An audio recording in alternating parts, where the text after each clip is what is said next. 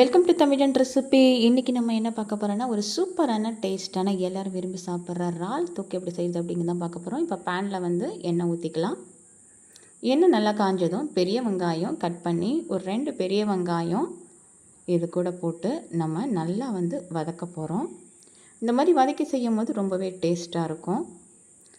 இப்போ சோம்பு 1 table spoon நம்ம போட்டுக்கலாம். மிளகு 1 டேபிள் ஸ்பூன், ஜீரகம் ஒரு 1/4 டேபிள் ஸ்பூன் போட்டுக்கலாம். இது எல்லாத்தையும் எண்ணெயிலேயே நல்லா வதக்கலாம். இந்த மாதிரி வதக்கி செய்யும் போது ரொம்பவே டேஸ்ட்டாக இருக்கும், ரொம்பவே சூப்பராகவும் இருக்கும்.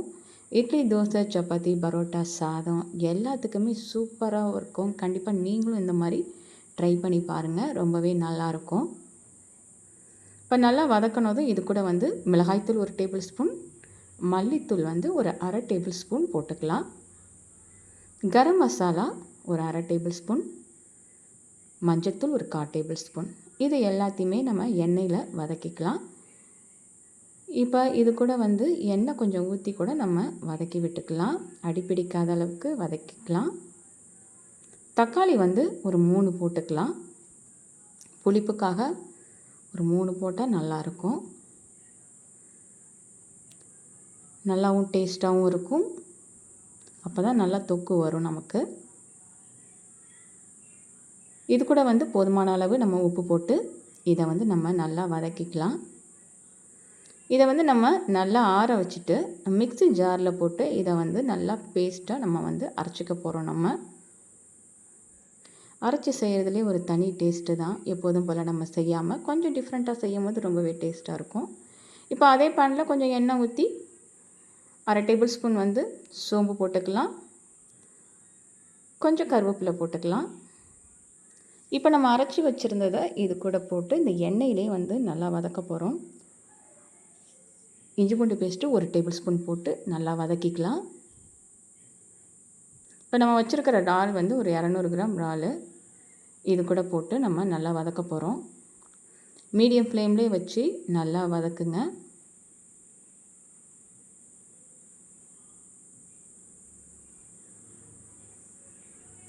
இது நல்லா வதக்கிட்டு தண்ணி கொஞ்சம் ஊற்றிடலாம். இது நல்லா மிக்ஸ் பண்ணி விட்டுக்கலாம். மீடியம் ஃப்ளேம்லேயே வைக்கலாம், ஹை ஃப்ளேம் வைக்க வேண்டாம். அப்போ தான் வேகிறதுக்கும் கரெக்டாக இருக்கும். இப்போ இதை மூடி போட்டு நம்ம வேக வைக்க போகிறோம்.